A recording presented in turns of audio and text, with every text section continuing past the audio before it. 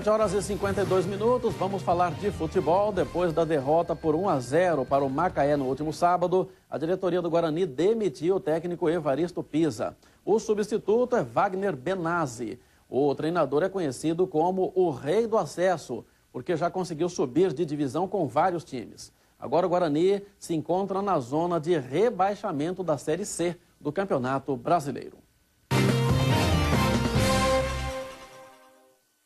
Na coluna de hoje, o médico Odair Albano responde a perguntas dos nossos telespectadores. Bom dia, doutor Albano. Bom dia, Walter Sena. Bom dia, telespectadores. E vamos à primeira pergunta. Bom dia, meu nome é Graciele.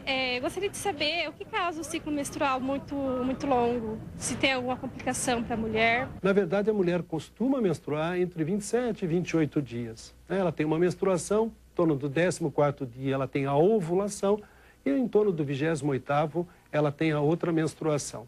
Vamos pensar na possibilidade dos ovários não estarem funcionando bem. Menor produção de hormônio, ciclos alterados. Medicamentos podem alterar o ciclo. Doenças podem alterar o ciclo. Então é fundamental. Se o seu ciclo ficar muito alongado, e o que é alongado? Acima de 35, 40 dias, que você procure um médico. Uma das doenças mais comuns é a síndrome do ovário polimicrocístico, que entre os seus sintomas tem ciclos alongados. Bom dia, doutor. Meu nome é Janaína, sou de Indaiatuba. Eu gostaria de saber se é verdade que muitas mulheres que têm parto normal costumam ter hemorroida. Na verdade, a hemorroida é uma dilatação dos vasos que estão na região anal. Ou seja, são veias que dilatam e podem até sangrar e ter outras complicações. A gestação costuma aumentar o volume de varizes, costuma aumentar a dilatação das veias. Então, a gestação pode aumentar e levar à crise de hemorroida.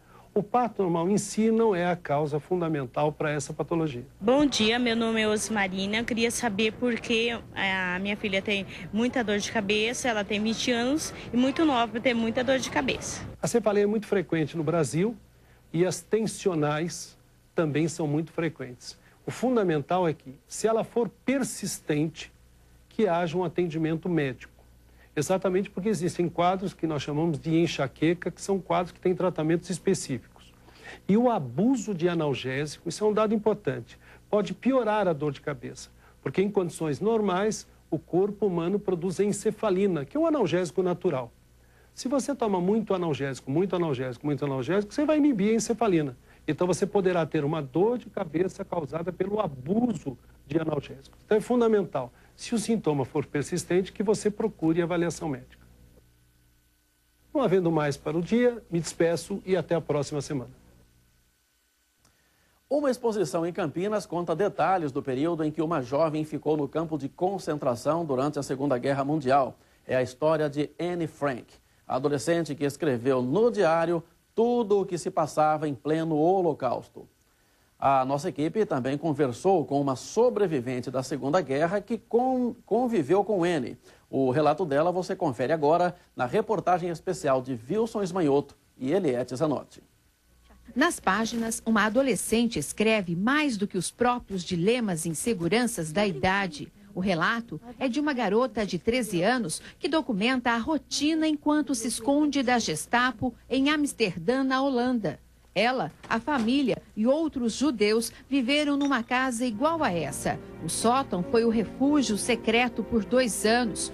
Dias difíceis, passados em silêncio. Quem a conhecia lembra bem como era essa garota. Ela era muito alegre, gostava da vida. Ela tinha dom para escrever e ela queria ser vista. Essa mulher de 85 anos e com boa memória é sobrevivente do Holocausto. Ela estudava na mesma escola que Anne Frank. Mas durante a Segunda Guerra foi levada para um campo de concentração. Lá acabou reencontrando a colega e a irmã dela, desta vez muito debilitadas. Nós nos encontramos várias vezes, até que elas ficaram doentes e foram para uma barraca de doentes e aí eu nunca mais vi. Eles devem ter morrido mais ou menos um mês antes da liberação, que se dá foi uma lástima realmente. Quando eu a vi, as duas eram esqueletos. A história tem se mantido viva desde a década de 40, por meio das anotações dessa jovem, que na época escrevia regularmente para poder lançar um livro após a guerra. Só que com a morte de Anne Frank, em 1945, o pai dela, único sobrevivente da família, decidiu publicar o diário, obra que se tornou conhecida no mundo todo. Hoje, publicada na íntegra e traduzida para 67 línguas. Até hoje, as pessoas leiam esse diário, eles têm uma atração incrível. E realmente isso aqui promoveu muito a memória do Holocausto.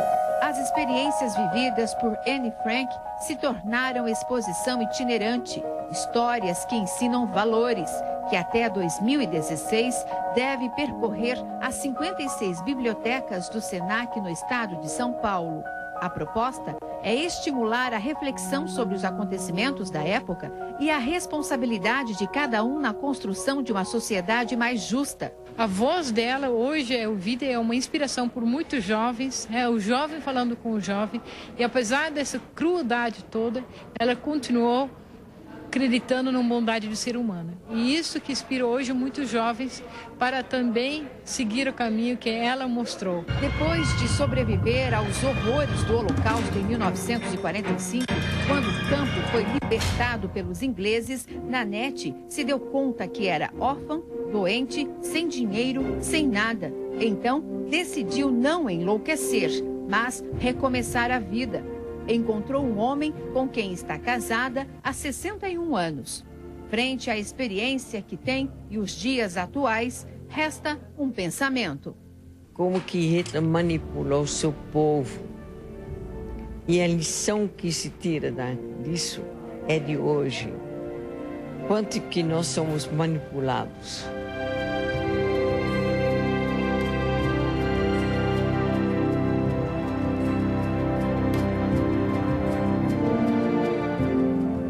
Fica por aqui. Vem aí o Café com o Jornal. Obrigado pela companhia e até amanhã.